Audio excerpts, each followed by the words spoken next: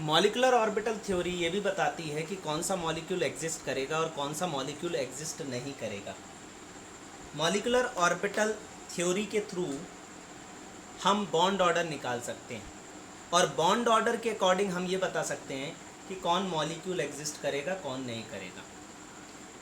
अगर किन्हीं दो मॉलिक्यूल या किन्हीं दो एटम के बीच अगर बॉन्ड ऑर्डर ज़ीरो है, मतलब इनके बीच कोई बॉन्ड ही नहीं है, तो वो मॉलिक्यूल एग्जिस्ट नहीं करेगा। जैसे He2 एग्जिस्ट नहीं करता। तो अब सबसे पहले हम ये देखते हैं कि इनके बॉन्ड ऑर्डर क्या है और इनमें से जिसका बॉन्ड ऑर्डर ज़ीरो होगा वो एग्जिस्ट नहीं करेगा। He2+ का बॉन्ड ऑर्डर कैसे निकालना है? He2 में पहला एटम हीलियम और दूसरा एटम हीलियम प्लस। हीलियम का कॉन्फ़िगरेशन 1s2, हीलियम प्लस का 1s1। यहाँ पर कितने? 2 इलेक्ट्रॉन और यहाँ पर कितना? 1 इलेक्ट्रॉन। तो एक ये हो गया बॉन्डिंग और ऊपर वाला हो गया एंटी बॉन्डिंग। तो हम इसको किसके अकॉर्डिंग? एनर्जी के अकॉर्डिंग अरेंज करेंगे। तो यहाँ पर 1s2, ये 1s दोनों की एनर्जी सेम थी, ये इंटरमिक्स हुए, इंटरमिक्स होने के बाद ब्रेक हुए, एक की एनर्जी कम एक की ज़्यादा। जिसकी एनर्जी कम उसको हम कहेंगे बॉन्डिंग और जिसकी एनर्जी ज़्यादा उसको हम कहेंगे एंटी बॉन्डिंग। तो टोटल इलेक्ट्रॉन यहाँ पर क्या है? 2 और 1 3। अब 3 इलेक्ट्रॉन है तो नीचे वाले बॉन्डिंग तो नीचे 2 भरेंगे क्योंकि जिसकी एनर्जी कम है पहले उसको हम पूरा भरेंगे, और एंटी बॉन्डिंग में 1। अब बॉन्ड ऑर्डर का फॉर्मूला है number of bonding electron minus number of anti bonding electron divided by 2। तो नंबर ऑफ बॉन्डिंग इलेक्ट्रॉन यहाँ कितने हैं? 2, और एंटी बॉन्डिंग इलेक्ट्रॉन क्या है? 1, और डिवाइडेड बाई 2। तो ये क्या आ गया? हाफ। तो यहाँ पर He2+ का बॉन्ड ऑर्डर 0.5 है, तो इसका बॉन्ड ऑर्डर तो आ गया 0.5। इसी तरीके से अब हम Li2+ का देखते हैं।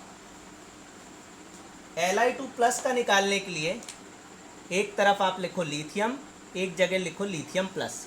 लिथियम का कॉन्फ़िगरेशन 1s2 2s1 और लिथियम प्लस का 1s2। अब प्लस का मतलब 2s0, 2s में इलेक्ट्रॉन नहीं है। अब इनको एनर्जी के अकॉर्डिंग अरेंज करो। तो यहाँ पर सबसे पहले हम इसका 1s2 लिखते हैं और इसका 1s2 लिखते हैं। दोनों की एनर्जी सेम है, ये इंटरमिक्स होंगे और एक कहलाएगा बॉन्डिंग और एक कहलाएगा एंटी बॉन्डिंग। यहाँ 1 2 3 4, तो नीचे 2 आएंगे बॉन्डिंग और एंटी बॉन्डिंग में 2 जाएंगे। अब लिथियम ये 2s1 और ये क्या हो जाएगा? 2s0। नीचे वाला बॉन्डिंग ऊपर वाला एंटी बॉन्डिंग। तो यहाँ 1 इलेक्ट्रॉन है तो ये सिंगल इलेक्ट्रॉन यहाँ आएगा। तो बॉन्डिंग, अब हम फिर से बॉन्ड ऑर्डर का फॉर्मूला लगाते हैं, number of bonding minus number of anti bonding divided by 2।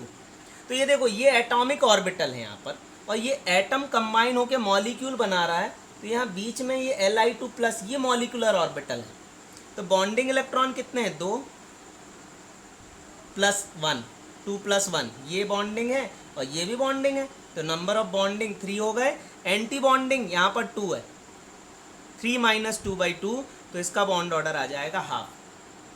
तो इसका बॉन्ड ऑर्डर भी हो जाएगा 0.5। ठीक इसी तरीके से हम H2- का निकालेंगे।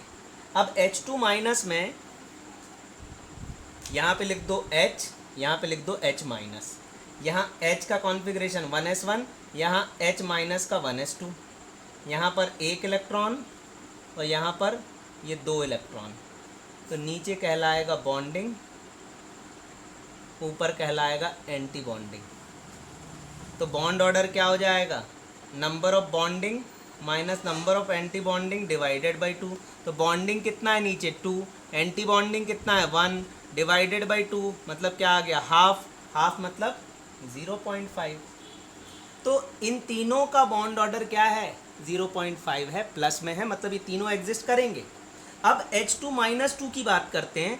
यहाँ पर H- है और -2, तो एक और माइनस हो जाएगा। यहाँ पर मैं 2 कर देता हूँ, ये 2 कर देता हूँ और ऊपर भी 2 इलेक्ट्रॉन। फॉर्मूला यही लगाना है। Number of bonding 2, anti bonding फिर 2, फिर डिवाइडेड बाई 2, ये क्या हो जाएगा 0। तो H2-2 का बॉन्ड ऑर्डर क्या हो जाएगा 0। तो इसमें से जिस मॉलिक्यूल का बॉन्ड ऑर्डर 0 होगा वो एग्जिस्ट नहीं करता। तो जैसे H2-2 ये एग्जिस्ट नहीं करेगा, फिर उसके बाद Be2 ये एग्जिस्ट नहीं करेगा, फिर उसके बाद He2 ये एग्जिस्ट नहीं करेंगे। तो ये मॉलिक्यूल एग्जिस्ट इसलिए नहीं करेंगे क्योंकि इनका बॉन्ड ऑर्डर 0 है।